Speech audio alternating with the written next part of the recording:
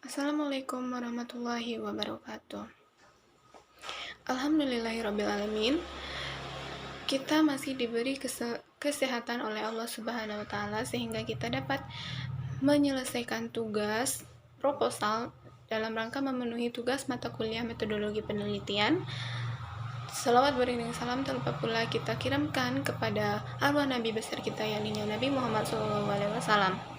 Yang terhormat Bapak Dr. Febrianto MPD selaku dosen mata kuliah metodologi penelitian, dan yang teristimewa kepada teman-teman yang berkesempatan menonton video presentasi proposal metodologi penelitian saya pada saat ini. Nah, baiklah, di sini saya sudah membuat proposal penelitian dengan judul Pengaruh Model Pembelajaran Kooperatif Tipe Number Head Together atau NHT terhadap hasil belajar peserta didik pada materi Sistem Pencernaan di SMP Negeri 1 Hiliran Gumanti. Nah, tanpa memanjangkan mukadimah, langsung saja kita bahas bab 1. Nah, di bab 1 saya sudah membuatkan diawali dengan pembelajaran abad 21. Nah, pembelajaran abad 21 merupakan abad yang menuntut terciptanya kualitas sumber daya manusia. Nah, pada abad 21 terjadi perubahan yang sangat fundamental terkhusus dalam dunia pendidikan. Yang kedua, pendidikan menurut Undang-Undang Nomor 20 Tahun 2003.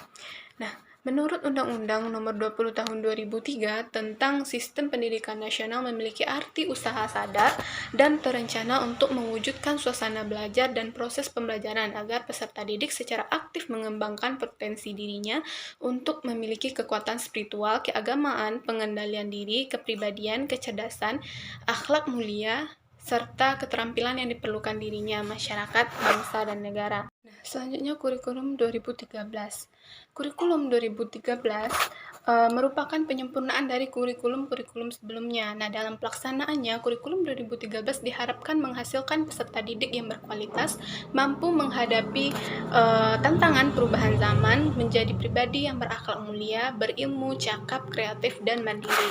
Nah, selanjutnya observasi awal di SMP Negeri 1 Hiliran Gumanti. Nah, di sini saya mendapatkan penilaian harian di mana kelas 81 itu dengan jumlah peserta didik 33 orang, nilai rata-ratanya 72,36, 82 jumlah peserta didiknya 34, nilai rata-ratanya 69,42. Nah, pada kelas 83, jumlah peserta didiknya 35 orang dengan nilai rata-rata 53,23. Dan yang terakhir 84 dengan jumlah peserta didik 35, rata-rata nilainya 53,71. Nah, berdasarkan observasi ini, saya melakukan observasinya dengan wawancara dan pemberian angket. Nah, berdasarkan ini, siswa SMP Negeri 1 Hiliran Gumanti membutuhkan model pembelajaran yang lebih inovatif dan lebih kreatif. Nah, di sini saya mengajukan model pembelajarannya itu dengan model pembelajaran kooperatif tipe Number Head Together atau NHT. Nah, adapun identifikasi masalahnya, yang pertama, siswa pasif selama proses pembelajaran berlangsung. Yang kedua, pada saat diskusi berlangsung, peserta didik yang aktif hanya beberapa peserta didik saja, atau yang itu-itu saja. Nah, yang kedua, model pembelajaran yang digunakan oleh guru masih berupa metode ceramah dan diskusi. Dan yang terakhir, hasil belajar peserta didik masih rendah dan berada di bawah KKM. Nah, selanjutnya rumusan masalah. Adapun selanjutnya batasan masalah. Nah, batasan masalah pada penelitian ini, yang pertama, model pembelajaran yang dipakai adalah penelitian pada penelitian ini digunakan model pembelajaran kooperatif dengan tipe Number Head Together atau NHT. Yang kedua, hasil belajar dibatasi pada kompetensi kognitif atau pengetahuan saja. Dan yang terakhir, materi yang dipakai pada materi kelas 8 KD 3.5 mengenai sistem pencernaan pada manusia. Nah, adapun rumusan masalahnya yaitu apakah model pembelajaran kooperatif tipe NHT atau Number Head Together berpengaruh terhadap hasil belajar peserta didik pada materi sistem pencernaan di SMP Negeri 1 Hiliran Gumanti. Nah, selanjutnya tujuan penelitian. Nah, tujuan penelitian ini yaitu mengetahui apakah model pembelajaran kooperatif tipe NHT atau Number Head Together berpengaruh terhadap hasil belajar peserta didik pada materi sistem pencernaan manusia di SMP Negeri 1 Hiliran Gumanti. Nah, yang terakhir, pada bab 1 ini yaitu manfaat penelitian. Nah, yang pertama bagi peneliti sendiri yaitu untuk memenuhi persyaratan dalam menyelesaikan tugas mata kuliah metodologi penelitian dan untuk menambah wawasan mengenai pengaruh model pembelajaran kooperatif tipe Number Head Together terhadap hasil belajar peserta didik. Nah, yang kedua bagi peserta didik diharapkan model pembelajaran kooperatif tipe Number Head Together ini dapat meningkatkan hasil belajar. Yang ketiga, bagi guru, model pembelajaran kooperatif tipe Number Head Together ini dapat dijadikan sebagai salah satu alternatif model pembelajaran yang akan digunakan. Dan yang terakhir, bagi peneliti lain diharapkan penelitian ini dapat dijadikan batu loncatan untuk melakukan penelitian selanjutnya. Nah, selanjutnya kita lanjut ke bab 2. Nah, kajian teori dari penelitian kali ini yang pertama penilaian IPA berdasarkan kurikulum 2013. Nah, acuan dan prinsip penyusunan kurikulum 2013 mengacu pada pasal 36 Undang-Undang Nomor 20 Tahun 2003 yang menyatakan bahwa penyusunan kurikulum 2013 harus memperhatikan peningkatan iman dan takwa, peningkatan akhlak mulia, peningkatan potensi, kecerdasan, dan minat peserta didik. Nah, menurut Hayati pada tahun 2017, model pembelajaran mempunyai sejumlah ciri khas yang tidak dipunyai oleh strategi atau metode, yaitu rasional teoritik yang logis dan kuat yang disusun oleh pengembangnya, sintaks yang berupa tingkah laku atau pola, atau langkah pembelajaran yang diberlakukan oleh model tersebut dapat dilaksanakan dengan sukses. Nah, selanjutnya model pembelajaran kooperatif tipe Number Head Together. Pada model pembelajaran kooperatif tipe Number Head Together ini membuat peserta didik itu lebih aktif dalam berdiskusi. Nah, sehingga hasil belajar peserta didik itu dapat meningkat. Nah, selanjutnya karakteristik pembelajaran IPA terpadu materi sistem pencernaan manusia. Nah, adapun penelitian yang relevan yang pertama yang saya ambil yaitu penelitian oleh Lucia Retno Yuliani, R. Susanti, dan Siti Harnina Bintari 2018 dengan penelitian yang berjudul penerapan model pembelajaran Number Head Together NHT terhadap hasil belajar siswa pada materi sistem ekskresi. Nah, hasil dari penelitian ini yaitu membuktikan bahwa pembelajaran dengan penerapan model Number Head Together ini dapat meningkatkan hasil belajar siswa pada materi sistem ekskresi di SMP Negeri 9 Semarang. Nah, yang kedua penelitian yang relevan yaitu penelitian oleh Nurul Aulia Ramadhani Latif pada tahun 2020 dengan judul efektivitas penerapan model kooperatif tipe Number Head Together terhadap hasil belajar siswa pada materi sistem reproduksi manusia kelas 9 di SMP kelas 11 IPA di SMA Negeri 2 Luwu. Nah, hasil belajar biologi siswa berdasarkan analisis statistik deskriptif didapatkan rata-rata nilai hasil belajar siswa kelas 11 IPA SMA Negeri 2 Luwu dengan menerapkan model Number Head Together ini masuk kategori tinggi. Nah, yang terakhir penelitian yang relevan yang ketiga itu oleh Padmarani Sudewi Putri dan Aditya Dharma pada tahun 2021 dengan judul penelitian model pembelajaran Number Head Together NHT terhadap motivasi dan hasil belajar IPA.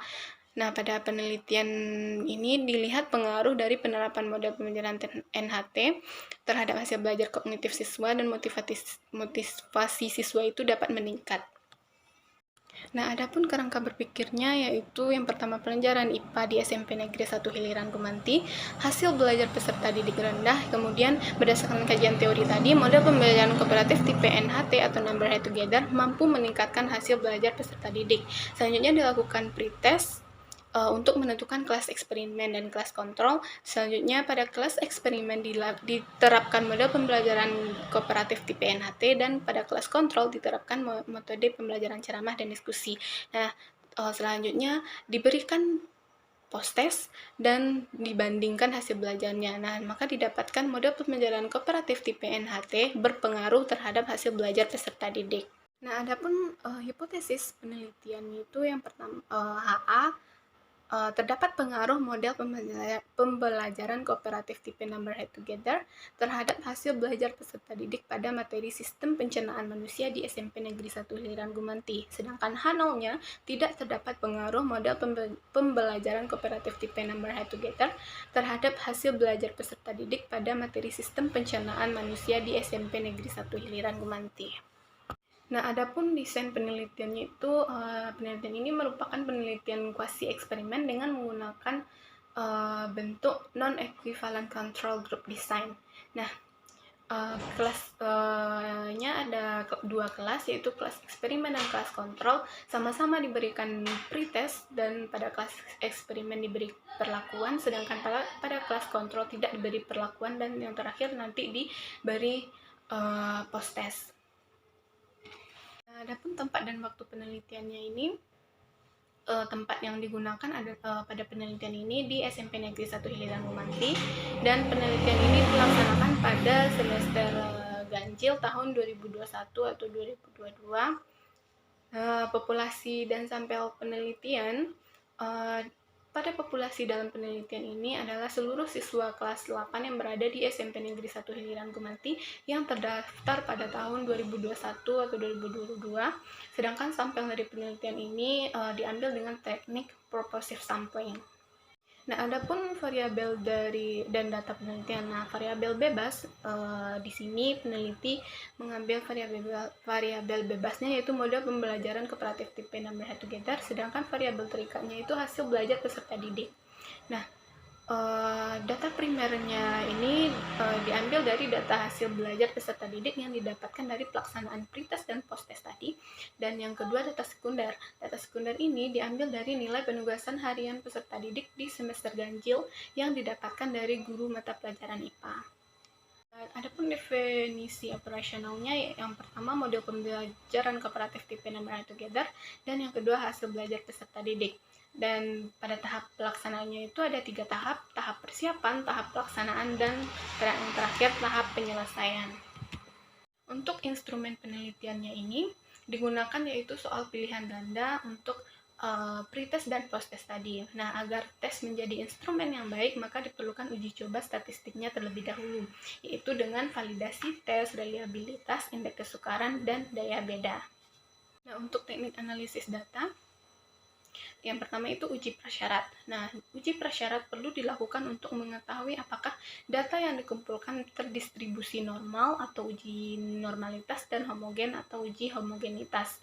Nah, jika salah satu datanya tidak normal tapi homogen, maka dilakukan uji non parametrik. Sedangkan jika sama-sama normal itu hanya digunakan uji prasyarat saja. Selanjutnya, teknik analisis data. Nah, di sini saya menggunakan uji hipotesis yang bertujuan untuk mengetahui apakah hipotesis dapat diterima atau tidak. Nah, di sini ada uji parametrik dan uji non-parametrik. Nah, uji parametrik adalah dilakukan jika data normal dan homogen dengan menggunakan uji T. Sedangkan uji non-parametrik dilakukan jika salah satu data homogen atau normal atau tidak keduanya dengan menggunakan uji Whitney-U. Nah, di sini sudah saya jelaskan tadi bahwa jika salah satu data tidak homogen tapi normal, maka digunakan uji parametrik. Sedangkan jika data yang homogen tapi tidak normal, maka tetap diuji non-parametrik. Nah, yang terakhir itu teknik analisis datanya, yaitu dengan menggunakan uji N-gen. Nah, uji ini digunakan untuk mengetahui efektivitas perlakuan yang diberikan. Nah, uji N-gen sendiri ini adalah untuk mengetahui selisih dari uji pretest dan post-test tadi. Nah, mungkin sekian presentasi proposal penelitian untuk memenuhi tugas mata kuliah metode penelitian saya. Banyak maaf. Wassalamualaikum warahmatullahi wabarakatuh.